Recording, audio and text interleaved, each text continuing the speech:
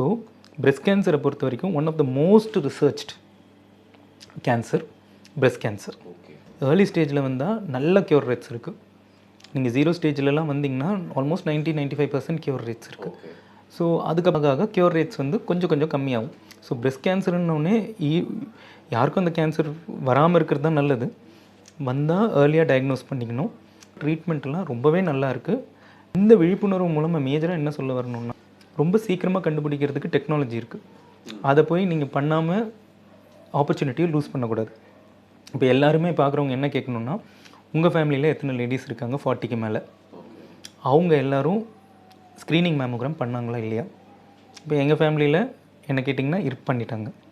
So அதே மாதிரி ஒவ்வொருத்தரும் அவங்க மாதிரி கேட்கணும். லேடிஸாக இருந்தீங்கன்னா 40க்கு மேலே இருந்தீங்கன்னா மேமோகிராம் பண்ணிக்கிட்டிங்களா? எவ்ரி 2 இயர்ஸ் ஒன்ஸ் அட்லீஸ்ட் பண்ணணும்.